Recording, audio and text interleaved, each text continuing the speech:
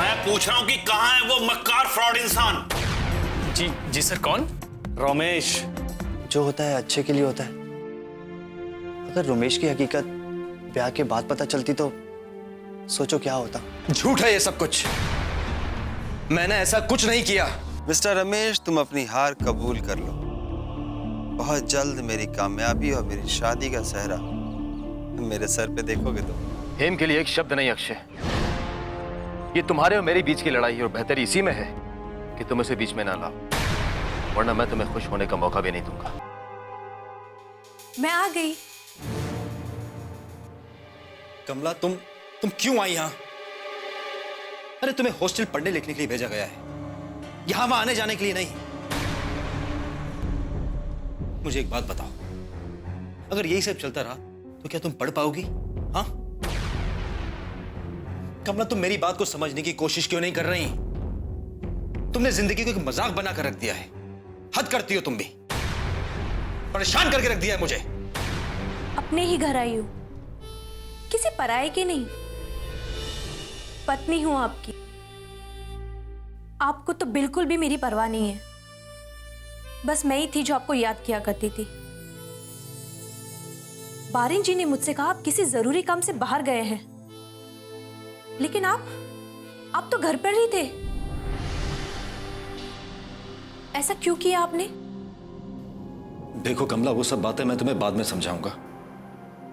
पहले मुझे ये बताओ, उन लोगों ने तुम्हें यहां आने कैसे दिया? मैं सिर्फ आपसे मिलने के लिए यहां आई हूं। आपको वहां जाकर उन पेपर्स पे साइन करने होंगे, तभी मैं यहां आ पाऊंगी।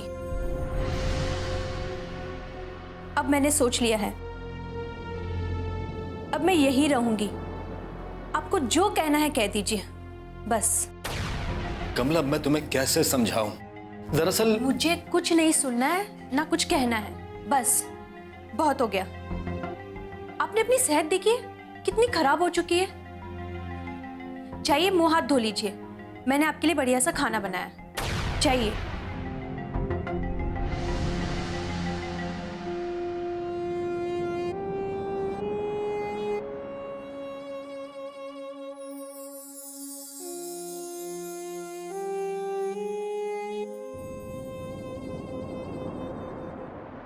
लड़ाई ने अपना जोर पकड़ लिया उमाकांत, और रमेश की जबरदस्त हार भी हुई है। लेकिन मैं ये सोच रहा हूँ कि इस बात को लेके खुश होना चाहिए या नहीं। आप बिल्कुल सही कह रहे हैं सर। दुश्मन की तरफ से कभी बेफिक्र और बेपरवाह नहीं होना चाहिए। वो अपना दांव जरूर खेलेगा। सही कह रहा हूँ उमाकांत। मैं भी काफी देर से यही सोच रहा हूँ। रमेश के ऊपर कई हमले और करवाने चाहिए, ताकि उसे सोचने और समझने का वक्त ही ना मिले।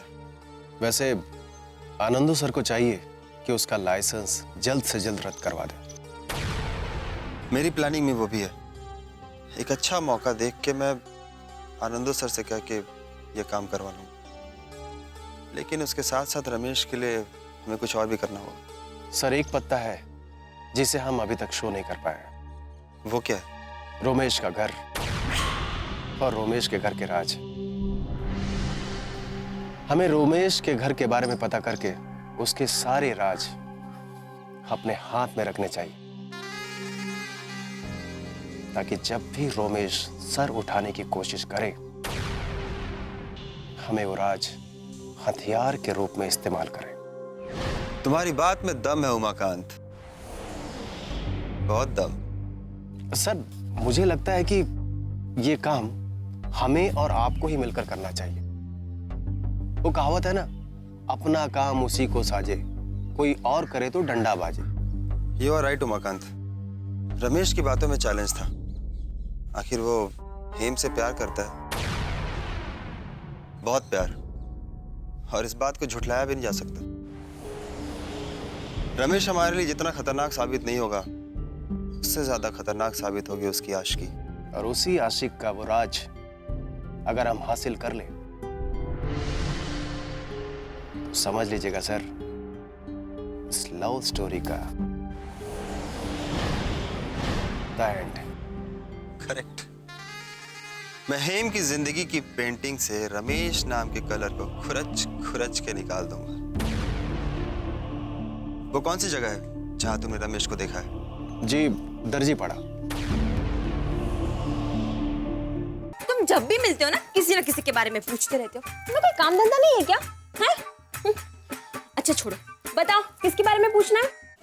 दरअसल बात यह है कि यहाँ कोई रमेश नाम का आदमी रहता है।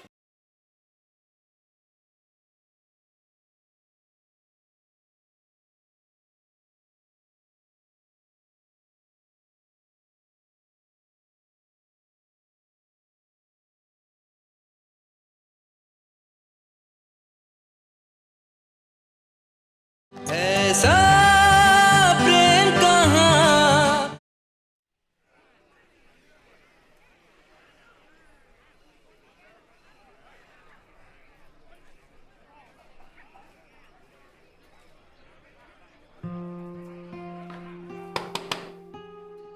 अरे बारेन, आओ। कैसे? मैं ठीक हूँ। अरे आप कब आए? आप तो मुझसे बात ही ना करिए, अच्छा होगा। अब मैंने क्या कर दिया? झूठ कहा मुझसे कि आपके दोस्त किसी जरूरी काम से बाहर गए हैं। ये तो यहीं पर है, अपने घर पर। और मिष्टी दीदी ने भी मुझे बताया, ये तो कहीं गए ही नहीं। क्यों किया ऐसा आपने?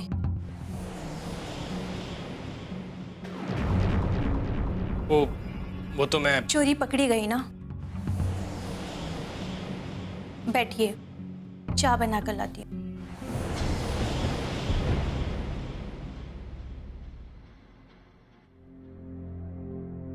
यार रमेश, तुम तो आनंदो बाबू के घर जाने वाले थे, क्या हुआ? उसके बारे में बाद में बात करेंगे। अरे पहले कुछ कमला का करो यार। वो मेरी बात मान ही नहीं रही है, ऊपर से जाने को भी तैयार नहीं है। रमेश, तुम चिंता मत करो, मैं कुछ करता हूं। लेकिन एक बात तो तय है कि कमला अब वापस नहीं जाएगी। उसने मन में पूरा इरादा कर लिया है कि वो तुम्हारे साथ ही रहेगी। फिर भी आशा करता हूं कि कुछ अच्छा ही हो।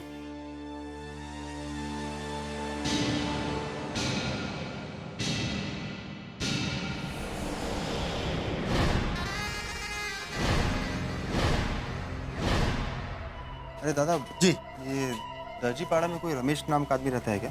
रमेश? कौन रमेश? वो गोरा सा है और पेशे से वकील भी। मैं नहीं जानता।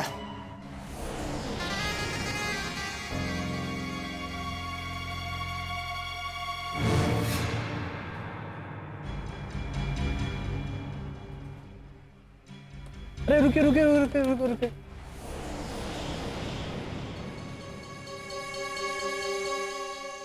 लीजिए। सर की गाड़ी यहाँ पर, इसका मतलब सर भी यहीं कहीं होंगे। इंतजार करता हूं मैं।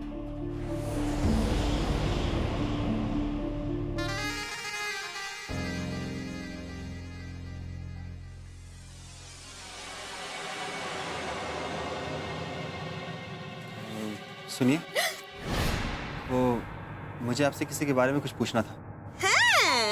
अरे बाबा, तुम जब भी मिलते हो ना किसी के बारे में पूछते रहते हो। तुम्हें कोई काम धंधा नहीं है क्या? हैं? अच्छा छोड़ो, बताओ किसके बारे में पूछना है? दरअसल बात यह है कि यहाँ कोई रमेश नाम का आदमी रहता है क्या? रमेश बाबू? रमेश बाबू? वही ना जो गोरे चट्टे से है, हमेशा परेशान रहते हैं। हाँ हाँ, 100% वही होगा। कहाँ रहता है वो? कमला, कुछ ही दिनों की तो बात है, उसके बाद आपको यहीं रहना है रमेश के साथ। कुछ दिनों के लिए क्यों? अभी क्यों नहीं? अभी तो मैंने काफी कुछ सीख लिया है और हेम मैडम तो बहुत अच्छी हैं। अगर मैं उनसे विनती करूंगी तो वो घर आकर पढ़ा दिया करेगी, बस और क्या। और इसी तरह मैं अपने पति की देखभाल भी कर लूंगी और पढ़ाई भी। कमला, मैं तुम्हें कैसे समझाऊं कि कुछ समझाने की जरूरत नहीं है। पति का घर पति का घर ही होता है।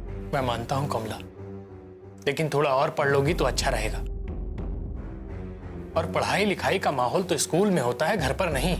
लेकिन घर को तो छोड़ा नहीं जा सकता ना। आप ही सोचिए ना, देखो कमला, प्लीज तुम जिद मत करो, मेरी बात को समझने की कोशिश करो। मैंने कह दिया ना, मैं कहीं नहीं जाने वाली। अब मैं अपने घर को नहीं छोड़ सकती। एक पत्नी के लिए उसका घर भगवान की बहुत बड़ी देन होती है, और मैं तो भगवान से मांगती हूँ कि मेरा घर आबाद रहे और सलामत रहे, और मेरे घर पर कभी कोई मुसीबत ना आए।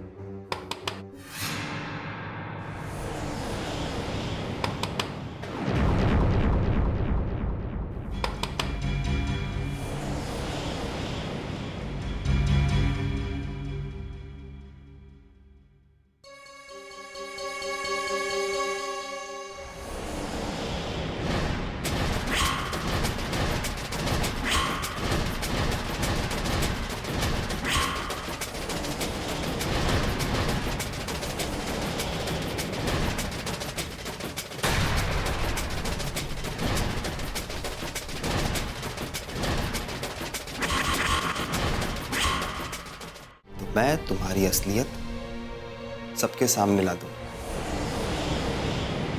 अगर तुम चाहते हो कि तुम्हारी असलियत छुपी रहे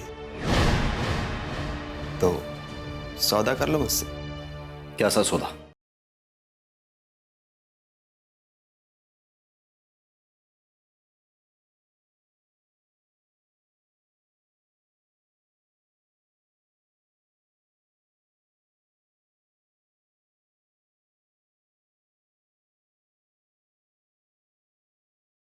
ऐसा प्रेम कहाँ।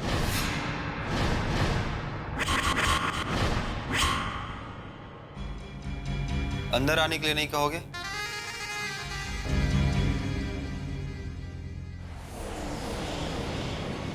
आओ कमला, इन्हें कुछ बात करनी है, चलते हैं। चलो।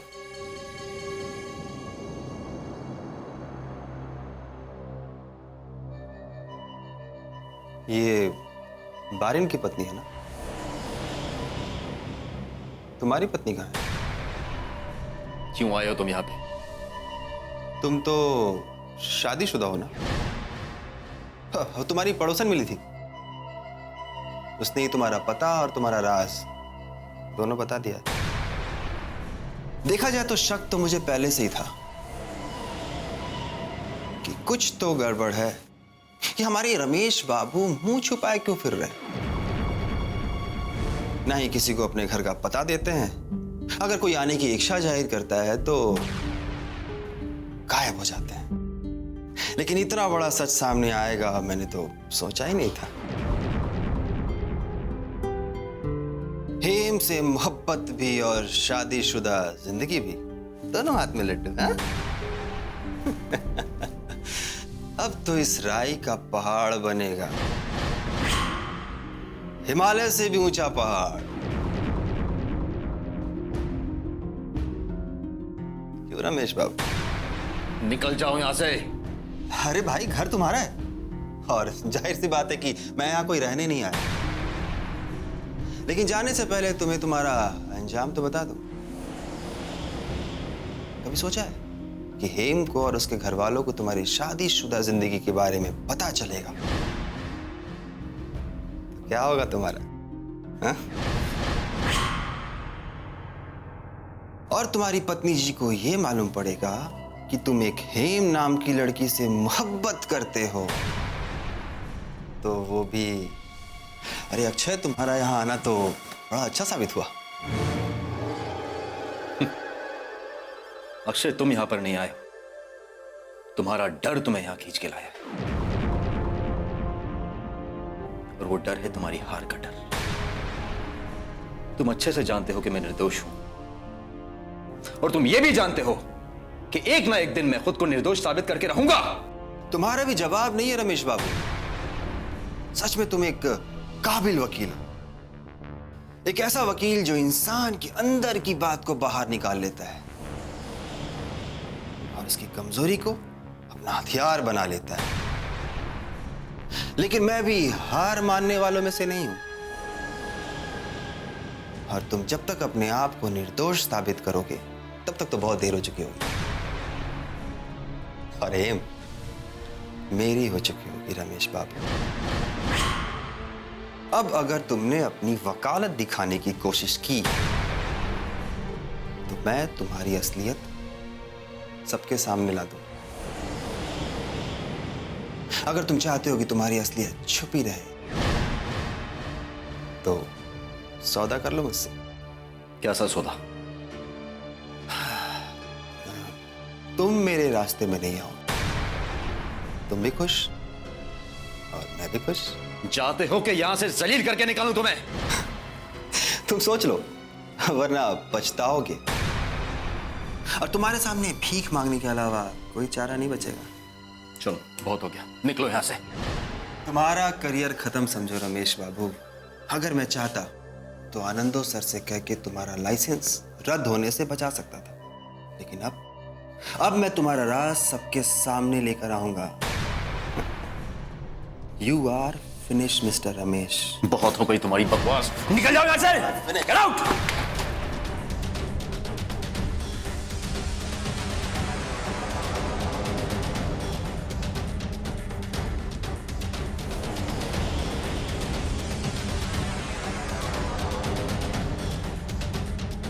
ये बात तुम कह रही हो हेम? हाँ, इसका गलत मतलब मत लीजिए। मैं उसे आज के बाद कभी नहीं मिलूंगी, ना उससे कोई रिश्ता रखूंगी। ये सजा उसके लिए बहुत।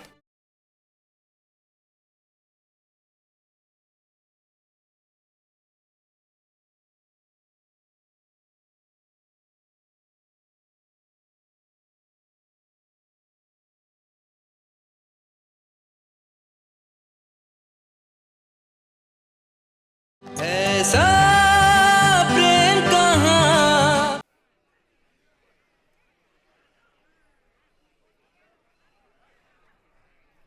सर, तुम यहाँ क्या करो मकान? सर मुझे पता था कि आप रमेश की तलाश में दर्जी पाड़ा आएंगे, इसलिए मैं आ गया सर यहाँ पर। रमेश मिला सर? यही पास में रहता है वो, वहीं से जाकर आ रहा हूँ।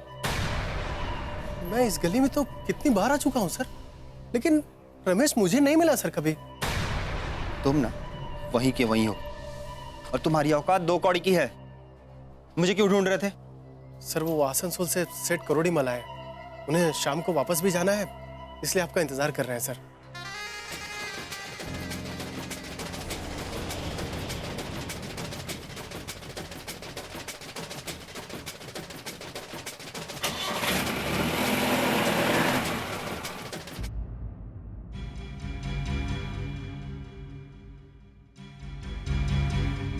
ये तो वही आदमी है ना जो हमें उस रात मिला था। कमला तुम अंदर जाओ।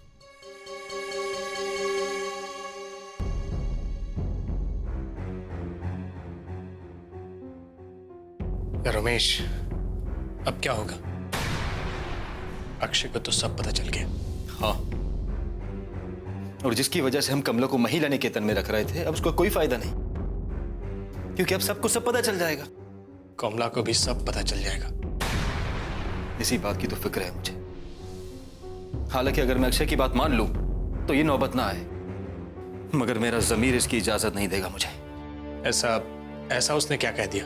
यही कि मैं चुप रहूं, खामोश रहूं, उसके खिलाफ कोई कदम ना उठाऊं, उसके और हेम के बीच में ना आऊं, वरना वो मुझे एक्सपोज कर देगा। चलो, जो हुआ सो हुआ, आगे क्या करना है? करना क्या है? वही करूंगा जो मुझे पहले करना चाहिए था। सबको जाकर सब सच सच बता दूंगा। अब तो मेरा लाइसेंस भी रद्द समझो।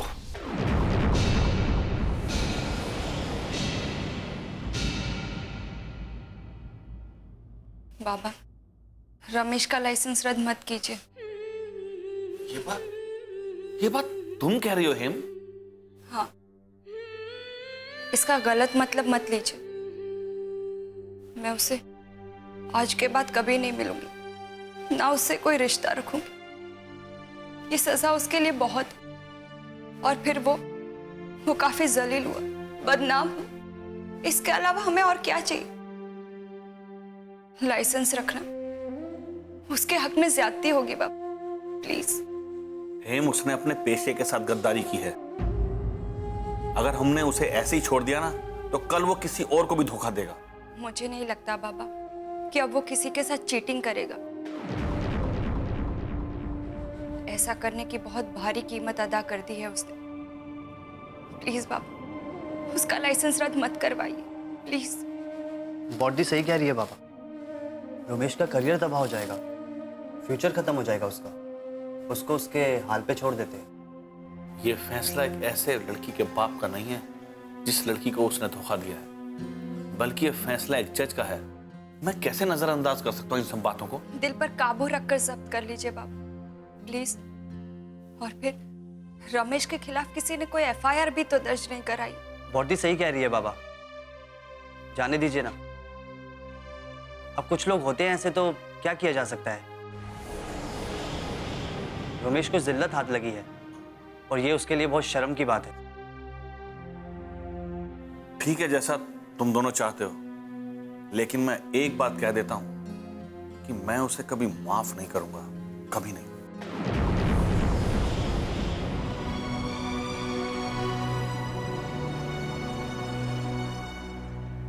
Thank you Jogan. किस बात के लिए बॉडी?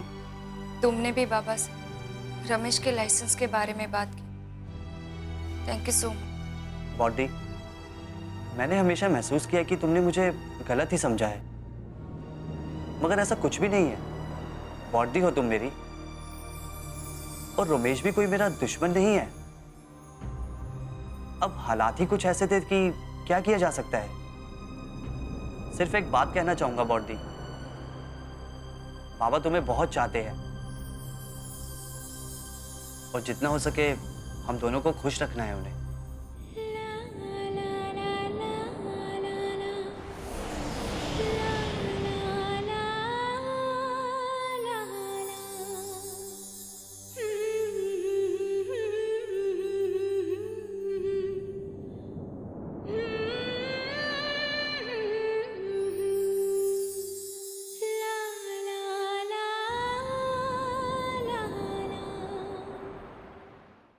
मैं इन लोगों के पीछे भागते भागते थक चुका हूं, लेकिन आपके प्रति उतना ही ईमानदार हूं सर।